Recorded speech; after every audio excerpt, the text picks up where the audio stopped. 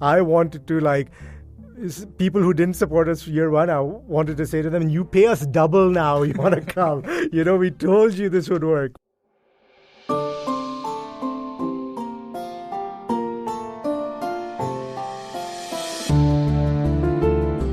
One of the biggest events in the pop culture scene worldwide is a convention based out of California, officially the San Diego Comic Convention International. It was established in the 70s and is the premier event for new and existing shows, for fans to interact with stars and with each other, and also where publishers and producers share some of the big announcements for the year. Now, in the late 2000s, halfway across the world, a young man couldn't understand why the Middle East didn't have one of these mega events for the aficionados of comic books and pop culture here. And since Dubai was home for him, he couldn't help but link his passion for comics to his location here in the UAE. I came to Dubai. I turned 3 in Dubai, which was in 1980. Now I've given away my age. The family came down. Mom was in media. She was a journalist. Dad was in advertising. Wow, it's like a perfect blend going on over there. And that was it. It was a family decision. I'm very grateful for that decision because it's it's going to be 40 years now, isn't it? Gosh, living here. And I'm very grateful for it. From Amaya Media, I'm Chirag Desai, and you're listening to Tales of the Trade, a show about the UAE's entrepreneurs and pioneers and the stories not just behind their companies, but also the communities they brought to life.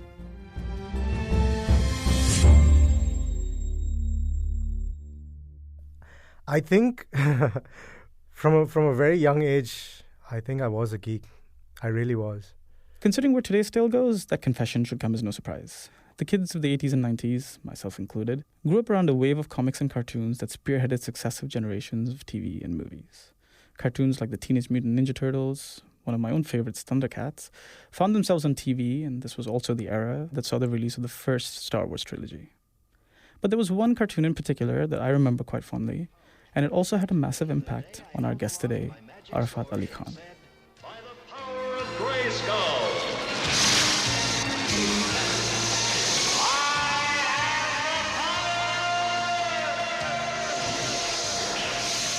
I think He-Man was one of the first cartoon shows that had a movie that came out. I think it was He-Man She-Ra's Secret of the Sword. I still remember that. On Friday, it would be sleep-in day. But my eyes would open. I wouldn't set an alarm. Everyone would be asleep in the house. I would open the door quietly, sneak out, because our parents' room was right next to our room. So don't wake them up, and sneak into the living room, get the video cassette out, put it in the VCR, low volume, sit right in front of the television and watch the movie again and again and again. Yeah, it was just ingrained in me. And the other video cassette thing that I used to watch again and again, apart from, you had the Disney stuff, and of course, was the making of The Empire Strikes Back. Because my dad was in advertising, he was also quite interested in techniques of filmmaking and stuff. So he got that once because, Star Wars was the big thing. Big at the time, and I was fascinated. Not the movie itself. I love the movie, of course, watched it millions of times even now. But the making of was something that enthralled me. To this day, I don't know what exactly, if you ask me why. Maybe because it had the miniatures, so they were like, oh, you're making this movie out of action figures? There's the spaceships and, the AT-ATs and the TIE fighter. I was just like, whoa. So yeah, those were the two things. So He-Man stuff, and the other thing in my wardrobe is way too many Star Wars T-shirts, shoes. Now, just in case you don't believe him, Arafaat wore a T-shirt that was a poster for He-Man and She-Ra, designed in the style of a poster from Star Wars, Empire Strikes Back, to the interview. Together we defend Castle Grayskull from the evil forces of Skeletor. After graduating the opening batch of the American University of Dubai with a degree in marketing and advertising, Arafaat found his way into public relations as a career. And by 2009, he joined on as a partner at the Extra Cake PR agency, where he served as director of public relations. And during one of those many discussions about how the Middle East deserved its own Comic-Con, Even there's that epiphany moment where there's that click. like, I'll do it. It literally was that, why don't we? It was that epiphany. And then, it was all well and good, to say something, right? And we were like, okay, let's research within the place where we live. How open are people to this? What opportunities are there to get exhibitors from this part of the world? Blah, blah, blah, costs, all of that. I'll be honest with you, none of the feedback was very positive. If you're an international massive brand, you're going to understand that this targets an audience that you cannot reach right now. There was no pop culture marketing. There was no concept of that. So something targeted where you can talk to your perfect audience. Hell yeah, you're going to be like, thank you, let me kiss your hand. And things were like, you want to do a Comic-Con? No, this is not our target audience. And, as a marketing person, my jaw was on the floor wanting to say to this marketing manager, how the hell did you get your job, dude? Because this is exactly what you need, man. That happened a couple of times and we were just like, what? Although dejected by the initial response, they continued their research in the hope of finding a way forward for the convention. The closest pop culture events in the region were primarily licensing events, the kind where you pick up licenses for comics, artworks, and things to use for marketing. I remember going to one licensing show. It was the usual, people trying to have created these whatever and they want to slap it on lunchboxes and whatever. And we were like, oh yeah, more of the same. And then I spied at the end of this massive hall these two Emirati girls with this like a very simple desk and like chairs, and they were just like scribbling or something. And I was like, this is really out of place. This is weird. What are they doing? Who are they? Went up there. They were drawing. And they had these stack of books. There were two girls. And it was manga style, a comic book, really well done, like really well done. And I was like, this is amazing. Where can I buy this? Right. She was like, no, there's no place to really sell these things. My dad, he knew a printing press. So he got a few printed at a cheap rate for friends and family. And that was the time where it was like, you know what? These guys deserve a platform. If these people exist, there must be others. There has to be others. And this was, I guess, the evolution of, okay, we're going to do a Comic-Con, huh? No. This was the evolution as we're going to create a platform for talent in the region where you can share to like-minded people, potentially publishers even, that look how talented I am. I'm as talented, if not more, than anywhere else in the world. And that was what really started driving us. So in 2010, armed with this sense of purpose, plans began for the first Comic-Con to take place in Abu Dhabi the following year. Soon after, though, the region witnessed the Arab Spring, a series of revolutions and protests that began across countries in the larger MENA region. The team naturally felt that it wouldn't be right, in fact insensitive, to consider celebrating entertainment and pop culture when many were out on the streets trying to fight for theirs and their country's futures. So it wasn't until the immediate outcomes of the Arab Spring had started to take effect that they revisited the idea for a potential first edition in 2012, which also came with a change of city. A new venue, the Dubai International Marine Resort, based in Jumeirah, was now interested. Which was really nice because they had an outdoor area and there was this sort of two-tier structure as well that could hold exhibitors and stuff. And we're not just going to, how do you do Comic-Con in the States? Okay, let's bring that here. No, because it would not work. And our whole idea was, and this was, one of the partners that had this idea, and I think it was brilliant. It's like, we'll make it a festival, not a traditional Comic-Con, because we want it to be accessible to everyone, which is the reason I think it worked. So the whole thing was, we had an outdoor stage, we had music, we had food, drinks, So come with your family. Okay, you don't want to look at exhibitors and comic books and what have you. All right, go outside, chill, have a drink, eat something. It's a nice space to do that, right? Yeah, so, So that was the idea. We were very, very lucky with timing. We were very, people say that, yeah, our business plan was perfect and everything. No, it wasn't perfect. We were business people trying to do something new that's never been done before, and we were geeks as well. So I think that was actually a good balance that we brought. Iron Man had come out in 2008. Yeah.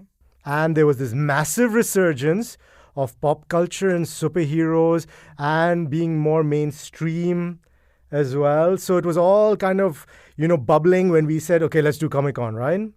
I think Kinokuniya had opened just recently, and they had started a comic book section. That was, for a geek like me, that was like, oh, thank you so much. I'm actually still very good friends with the person who was running the comic book section, a guy from Thailand who was working at Kinokuniya. He's still there, but he's now in Singapore and in a more senior position, and we're still really good friends. Because it was just like, wow, you know what we want, because he was a geek. He got it, and he knew his business. It was a great mix, similar. And there was, they got their material, their comic books, their trades, their toys and action figures from Diamond Distributors. Diamond Comics is the leading distributor of comic books as well as related merchandise like toys, games, and apparel around the world. They hold the exclusive distribution agencies for most of the major comic book publishers, including Dark Horse Comics, DC, Image, IDW, Marvel Comics, and more. And there was a gentleman who'd come down. He was the VP of sales who'd come down, and we had gotten introduced. So we sat with him, we talked to him, and, passionate talking to him. And he really got behind us. And he started introducing us to publishers in the US, like Image Comics and Top Cow and all the, I know this person from Marvel. Hi, here is Arafaat. And that timing worked out so well. It was so perfect, honestly. If that hadn't happened, would we have been as successful? I don't know, actually, because, we were cold calling, cold emailing people in the US. And so they would reach out to him going, who are these two jokers that have emailed us? Are they legit? And he would reply back saying, actually, I've met them. Right. They are legit. If you can, support them. And how amazing is that somebody who you've just met will back you? Like, this does not happen. Honestly, in this day and age, especially, people are very like, oh, I don't want to put my name to, be backing these guys. I hardly know them. So I'm so supremely grateful to the very first people that supported us, like Ku, like Index from Kinokuniya, and they were like, yeah, you know what? This is going to work. This is going to be big. So we had some of that. So we brought down some of the publishers, come down, we'll pay for you. Obviously, they were like, what is this market, man? We don't know. Does anyone read our stuff? Yeah. And rightfully so. That was the right question. So we were like, we'll pay for you. We'll give you the booth. Come, please. It was our money at that time that had gone into this. Yes, of course, we were getting exhibitors. There were bits of money here and there. We were paying for celebrities to come down with credit cards, because we didn't. You were paying that out of your pocket? Yeah, it was the agency's money at the moment, because we didn't have enough funding. Not only were the finances looking precarious, but by January 2012, with just 3 months to go, they had yet to score a major sponsor. I believe we made the calculation that, okay, we need to sell 8,300 something tickets so that we don't go under. Literally. As an agency? As an agency. Okay. Literally, we were really putting our money where our mouths were with this, because I think also we believed in it. It felt like people wanted it, even from the marketing, when people on social media, because thankfully social media was there to communicate with people.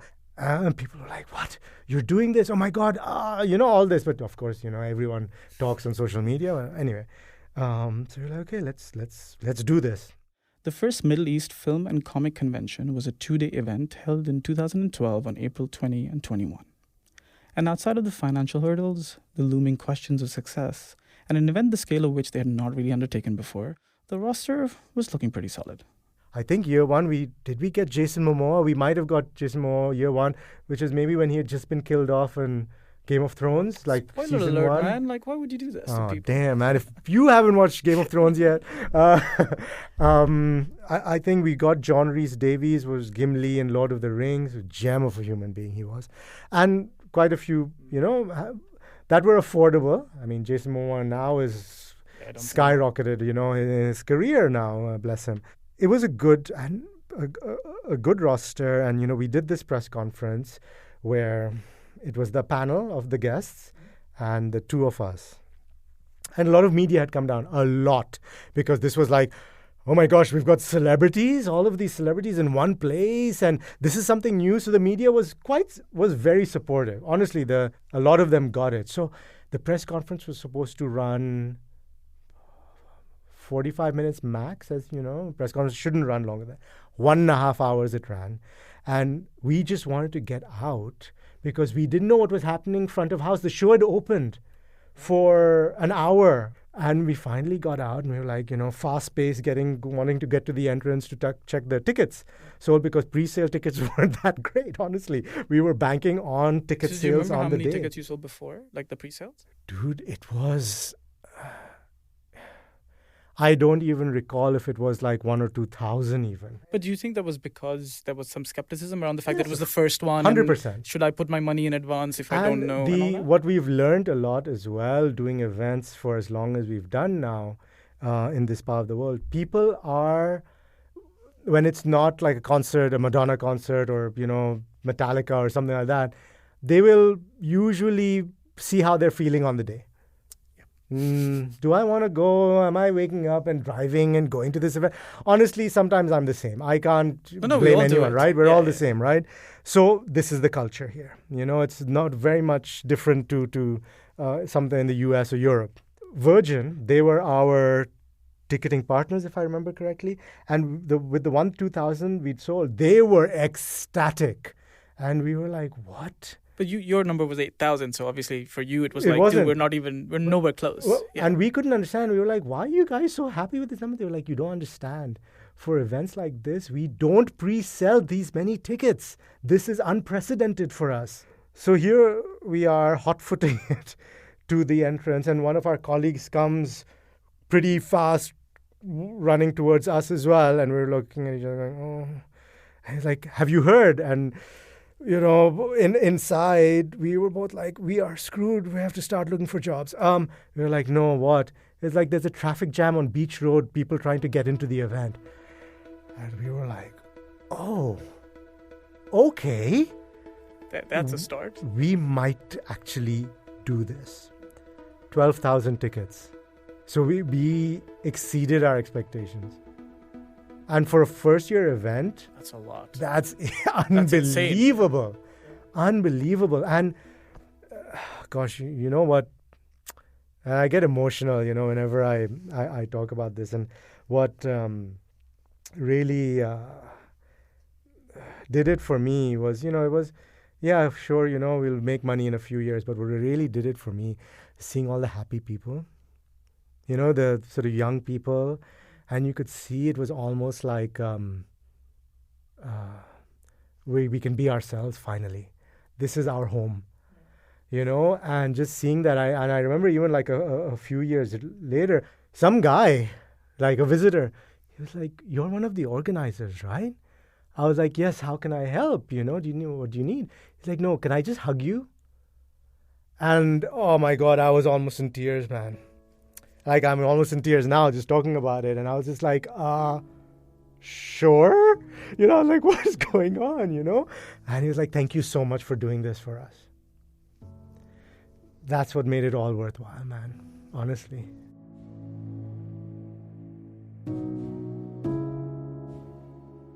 You're not running the Comic-Con anymore. No. So what changed? So, from a financial perspective, from the business perspective, there was some elements of monetary that selling the Comic-Con would help a lot. At the other time, we were still a boutique agency. We wanted this thing to grow. We we didn't maybe have what was needed at the time for it to be able to fly. So we were like, okay, let's see if we can get interested buyers. And there would only be a couple of some of the biggest event companies in the world that would be interested in something like this or could afford it. We'll be right back. Stay with us. Hey, this is Chirag from Maya Media, and I wanted to tell you about our sponsors who help make this podcast possible. You're listening to the voices on this episode courtesy of the recording studios at Infi Media in Production City. Thanks to the Infi membership program, which gives entrepreneurs, professionals, and students access to all of their creative workspaces and specialized facilities across 3 incubators, Infi Media, Infi Tech, and Infi Design, at very competitive annual fees. And as a member, you get access to their whole network of like-minded peers, over 100 mentors and investors, as well as over 200 events, workshops, and talks every year. And if you're a student, there's also a number of internship opportunities available to you. The place is here and your time is now. Visit infi.ae and sign up today. Our thanks to Infi for their support of this show and Amaya Media.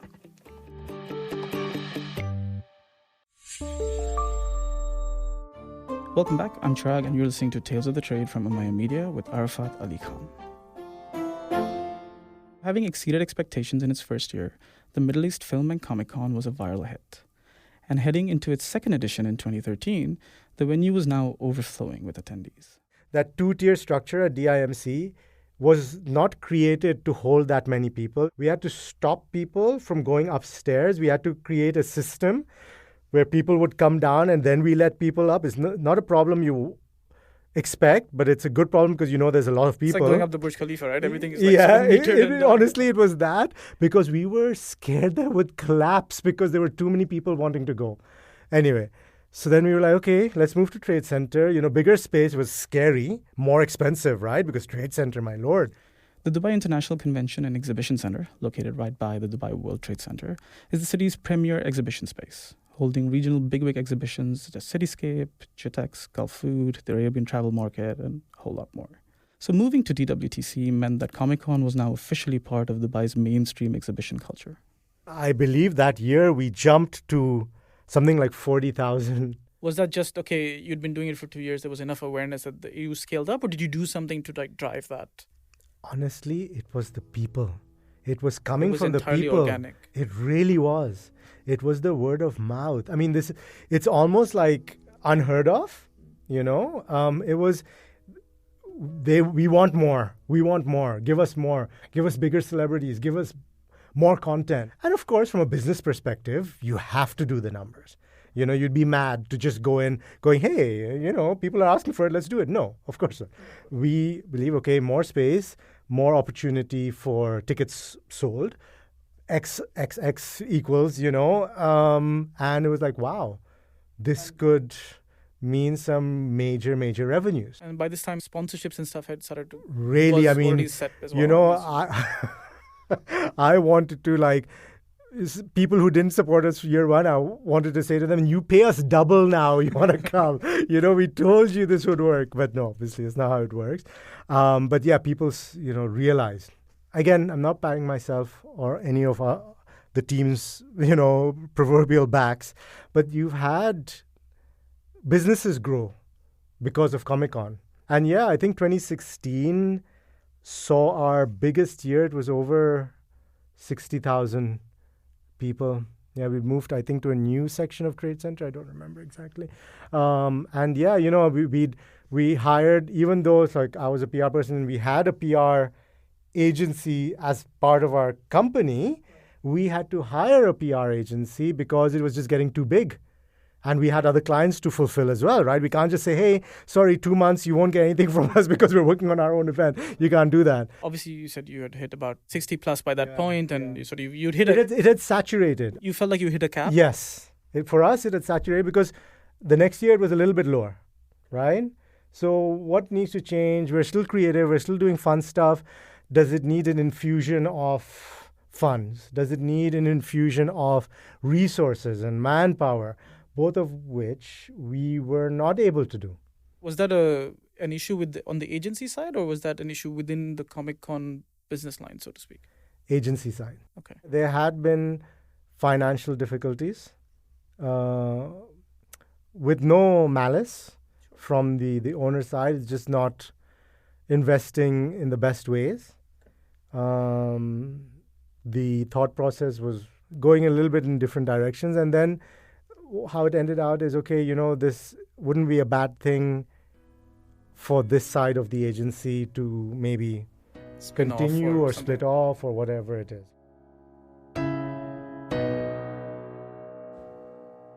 The list of potential buyers wasn't very long, really. And in 2017, the Middle East Comic Con was sold to Informa, an events company handling over 500 events worldwide, with a large local presence behind some of the region's major events, such as Cityscape and the newly launched On DXP in 2019. With the parent PR company also not in great shape to continue, and the baby he'd nurtured for 4 years now being managed by someone else, where did Arafaat fit in all of this?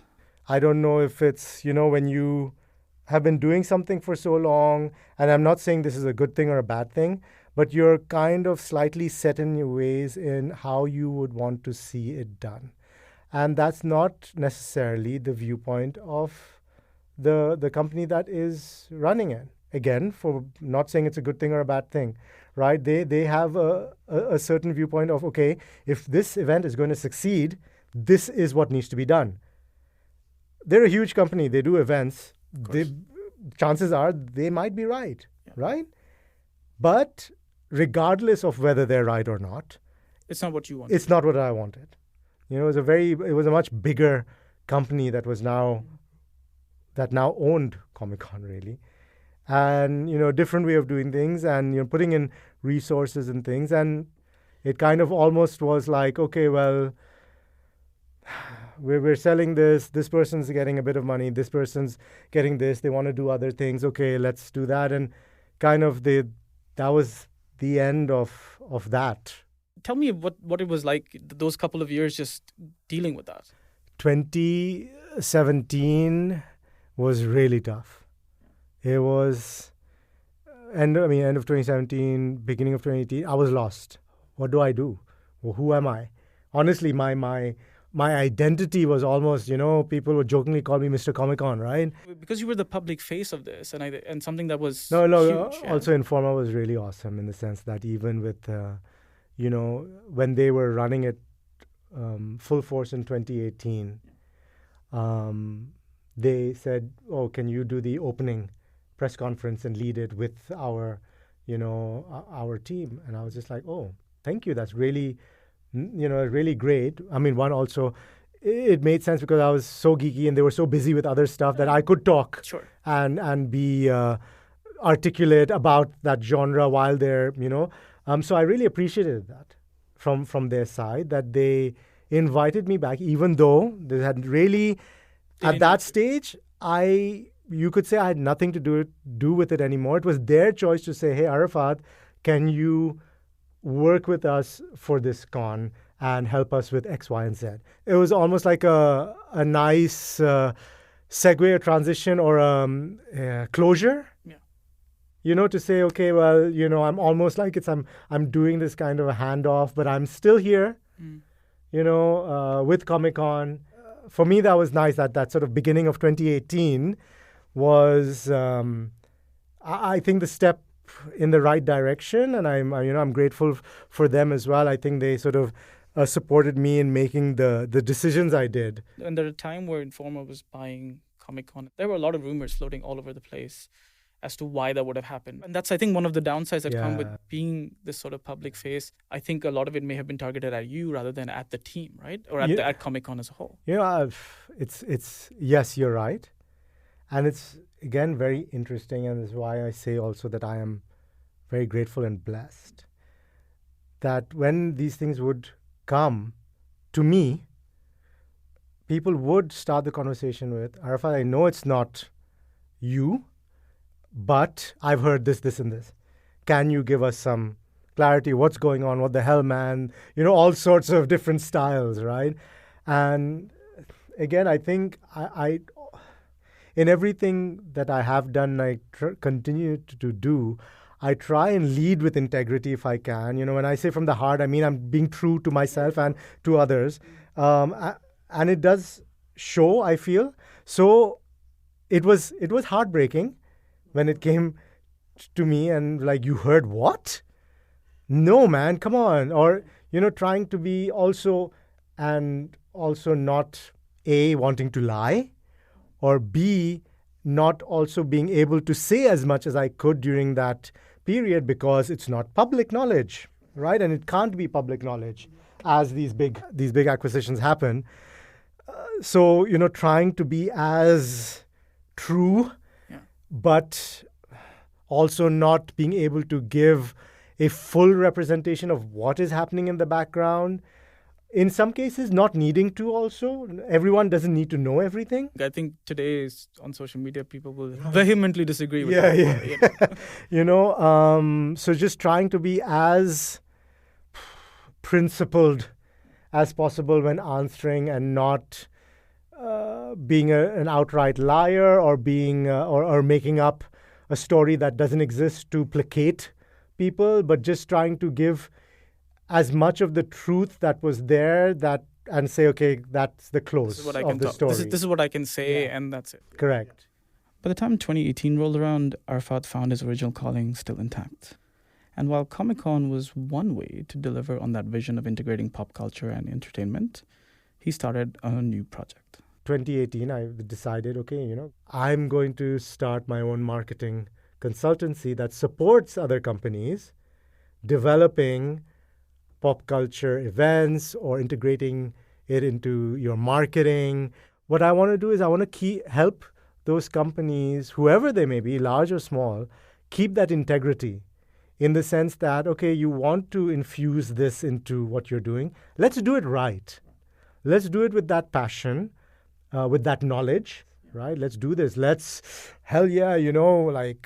I have knowledge and contacts that no one else has. People are going to be knocking down my door. Just like we thought for Comic-Con, right? Like 8 years or 9 years previous. Yeah, it wasn't the case. It was almost like, okay, let's knock on those doors again. Let's get myself out there again. Okay, this is what I'm doing now. Oh, Arafaat, this is what you're doing now. Oh, okay, this is interesting. But then nothing happens. And then it took, again, that even though, people know me, people know what I've accomplished and, what I can add, let's say, to their business. You don't necessarily have the money to come and say, hey, Arafaat, I want to do this. I have this other extra consultancy fee. It's usually not the case, right? So it took a lot of, doing small things, really, like these quizzes. I was like, let's get my face back out there. Arafaat and, a couple of people are still in pop culture. They're still working for the community, trying to develop and build the community. I mean, I was doing these quiz things for 500 dirhams, man. It wasn't a matter of money, and I genuinely enjoyed it because half the people who would come, more than half to these quizzes, were friends, people who I've developed relationships with over the years, or acquaintances. So it would be a fun experience. We'd have, people I wouldn't necessarily see on a regular basis. It's almost like a get-together, a geek get-together that we would create for these things. And, I have other ideas that are brewing as well for other pop culture activations, let's just say, that I'm hoping will come to fruition and, do a little bit more. But it's been a great year in terms of work so far. It's been wonderful. I've had an opportunity to work with on some great projects, actually, including Comic-Con. I still booked the artists at the comic book artists and writers this year, and that's where my heart really is. I'm a comic book geek at heart, so that was fun. That was nice. In creating all of this, do you feel like an entrepreneur now, or did you feel like an entrepreneur throughout, like when you did this? I feel like one now. Yeah. I mean, honestly, I know we were doing something that was new, something groundbreaking. But at the end of the day, as an agency, yes, I had a share, but I was an employee, right? Even though, quote unquote, I'm a partner in MEFCC and I'm a co-founder, at the end of the day, I was getting a salary, I was. A bonus here and then if Comic-Con did well, sure, which, made it all worthwhile, of course, whatever. But now, if I decide to, okay, I'm not going to work today, there's no one else that's there saying, okay, no, I'll get this done. No. It has to be like, okay, yes, there is we're a couple of partners. Anyone else who comes on board is a project consultant because we need them, and we do get them. But at the end of the day, it's, okay, please come on board. We need your support and we will pay you. But it's being led from here, from me, right? So even though, yes, we were shaping and developing, and there were times where you would not get your salary if things didn't work. I mean, when I set up the PR agency, it was all based on what business I was getting, sure. But at the end of the day, as I keep on saying, quote unquote, it was as an employee, even though I was building it. But right now it is, okay, so the company is in your name. All right, what's your visa? Oh, it's a partner visa. Okay, it's your company. Right. It's all of this. It's all on you. That's why, I mean, it took a while, honestly, that even after opening the company, I was still a little bit lost on exactly how or where. And there were those times where it was like, is this me? Is this right for me? Is this what I really want to continue and do? Wouldn't it be easier just to get a job? Wouldn't it be easier? You have some great contacts, pick up the phone, maybe move countries. Who knows what's in store, Maybe somebody will offer you a job somewhere else. But the more I've done it, especially over this year, the more I'm loving it. And this has always been my analogy, even when I was doing doing MEFCC or any other owned events that were being run by us. It's like being on a roller coaster. So while you're on it, you're like, holy shit, get me off of this. Oh my God, it's insane. Oh my God. And then you get off the roller coaster. You're like, damn, that was fun, man. Let's do that again.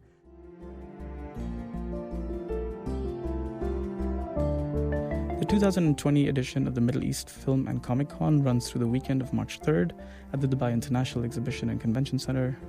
We also have a special bonus episode with Arafaat that will be out next week, so you can stay tuned for that. This episode of Tales of the Trade was produced by me, Chirag Desai, with support from Abhishek Venkatasubramanian, Sukayna Kazmi, and Zainab Ujjaini. If you've enjoyed this episode, we'd love if you shared it and leave us a review on Apple Podcasts. You can also drop us a note on Instagram at talesofthe.trade. Tales of the Trade is part of the Amaya Media Network. You can find out more at amaya.media and subscribe to all of our episodes for free in Apple Podcasts, Google Podcasts, Spotify, and Angami. We'll see you next week.